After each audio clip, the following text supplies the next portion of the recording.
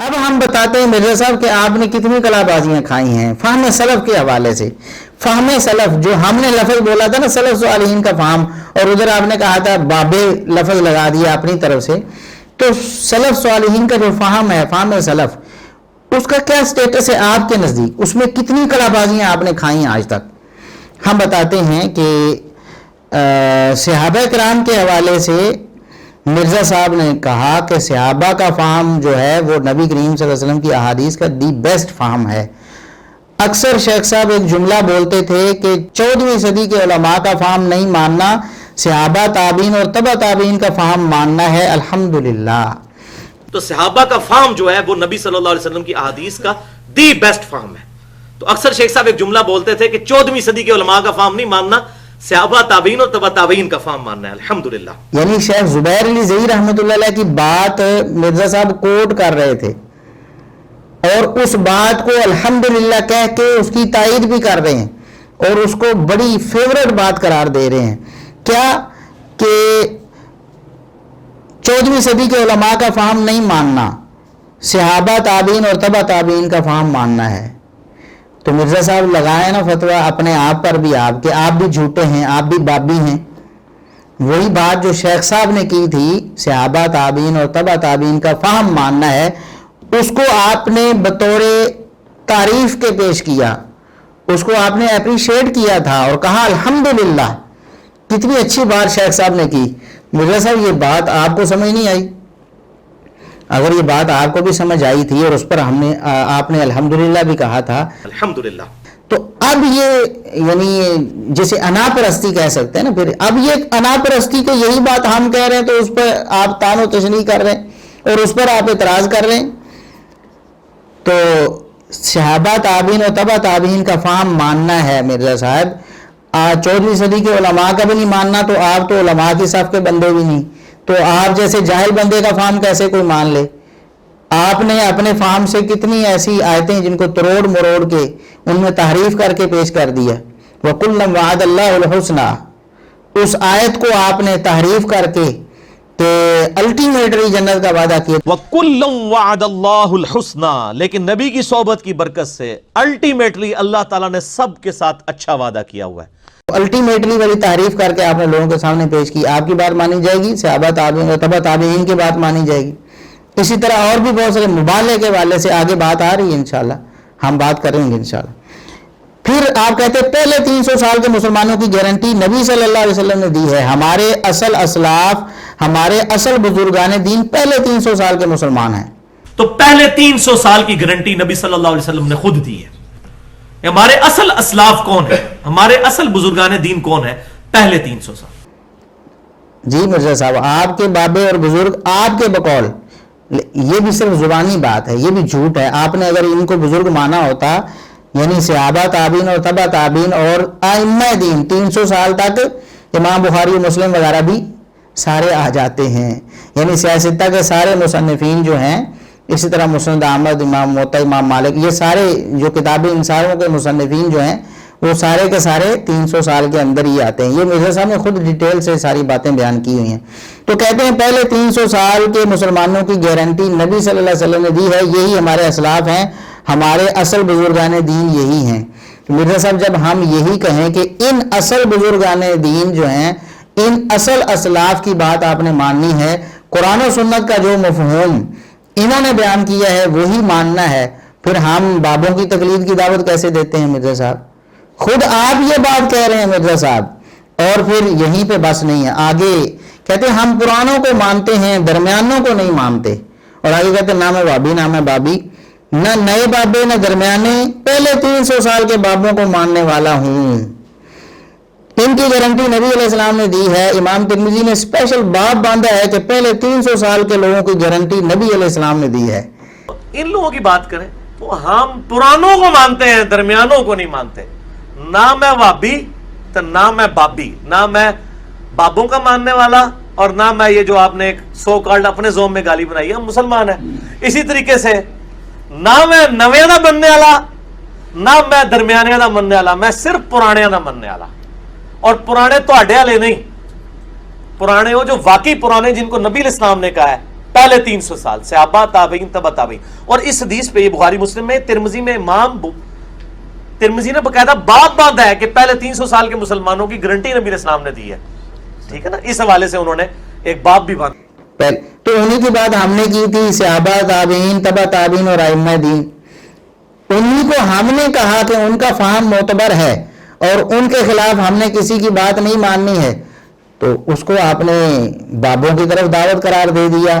یہاں آپ کہہ رہے تھے کہ قرآن و سنت کا اصل مفہوم ہی یہی ہے, اصل بزرگ ہے, اصل اسلاف ہی یہی ہیں جن کی بات ماننی ہے, جن کا عقیدہ ہم نے تسلیم کرنا ہے.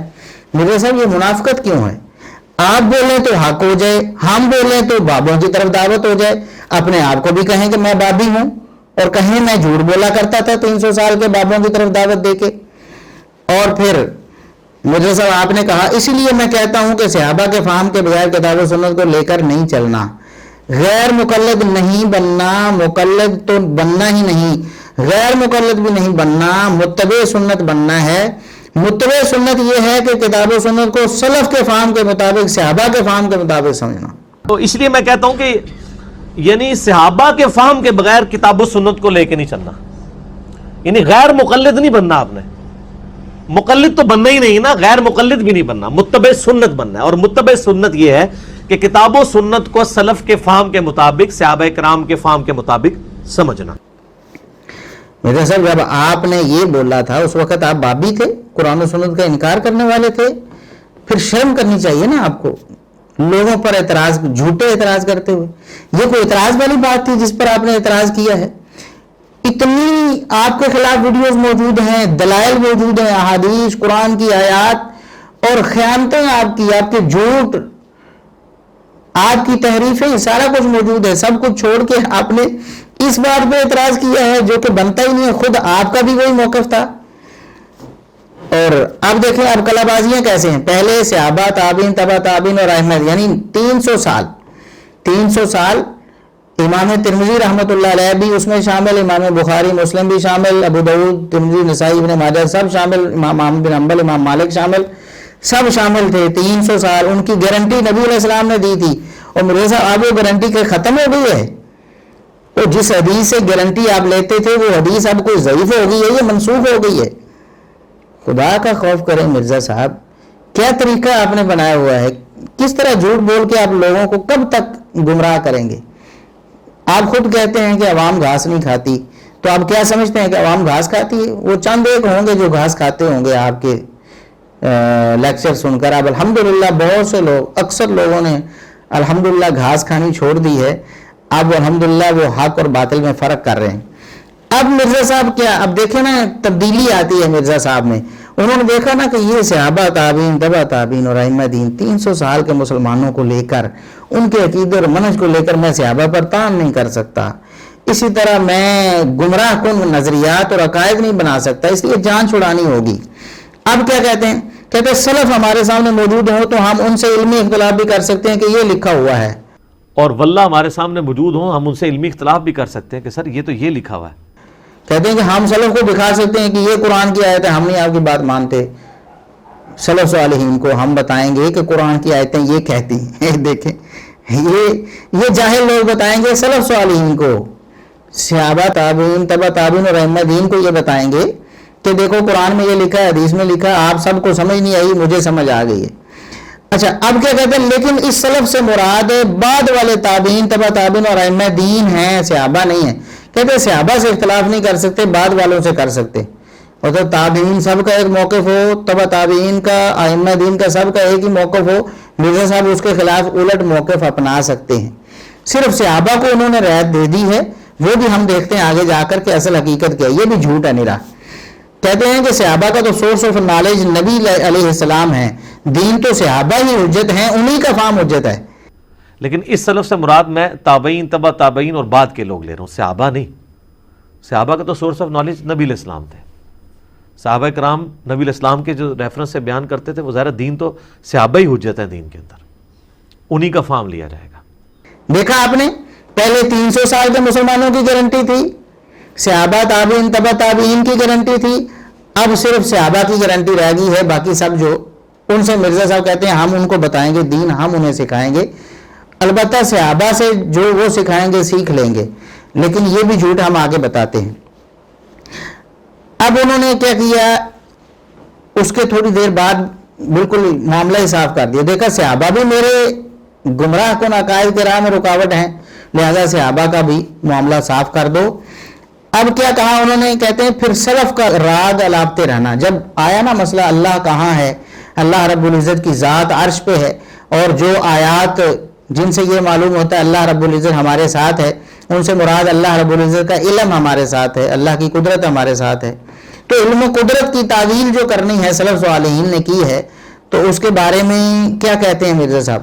اب ہم آپ کو بتا دیں کہ صحابہ کرام کا یہی موقف تھا۔ سیدنا عبداللہ بن عباس رضی اللہ عنہما، ان سے یہ بات صحیح سند کے ساتھ ثابت ہے کہ انہوں نے فرمایا ہوا علی العرش وعلمہ معہم، کہ اللہ رب العزت کی ذات عرش پر مستوی ہے اور اللہ رب العزت کا علم سب لوگوں کے ساتھ ہے، یعنی اللہ ہمارے ساتھ ہے علم کے اعتبار سے، اور ذات کے اعتبار سے اللہ رب العزت عرش پر مستوی ہے۔ یہ بات بڑی وضاحت کے ساتھ عبداللہ بن عباس رضی اللہ عنہما نے بتا دی، اور سلف صالحین بھی یہی کہتے ہیں۔ لیکن مرزا صاحب کو عبداللہ بن عباس رضی اللہ عنہما اور صحابہ کا فہم پسند نہیں آیا اس موقع پر، تو کہتے ہیں پھر سلف کا راگ الاپتے رہنا، اس طرح کی باتیں کریں گے تو معاملات بڑی دور تک چلے جائیں گے۔ سلف نے جو کچھ کیا وہ اللہ کے پاس جا چکے ہیں، وہ اپنے اعمال کا حساب خود دیں گے، دلائل کی بنیاد پر اختلاف کسی کے ساتھ بھی ہو سکتا ہے۔ اور پھر سلف کا جو راگ لاپتے رہنا، تو بھائی میرے یہ اس طرح کی باتیں کریں گے تو پھر معاملات بڑی دور تک جائیں گے۔ سلف نے جو کچھ کیا وہ اللہ کے پاس جا چکے، وہ اپنے اعمال کا حساب و کتاب خود دیں گے۔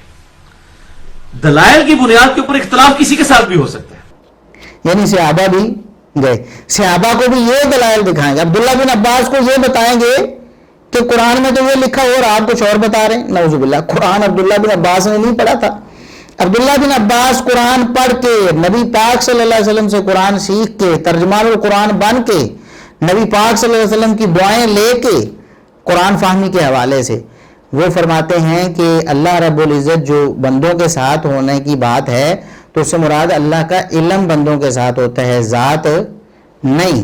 یہ کہتے کہ نہیں، اب سلف صالحین کا راگ آپ لاپتے رہو، تو ہم نے تو دلیل یعنی قرآن کی جو آیت ہمیں سمجھ آئے گی نا، جو فہم ہمارا ہوگا، ہمارے لیے وہی دین اور شریعت ہے، صحابہ کا فہم دین اور شریعت نہیں ہے۔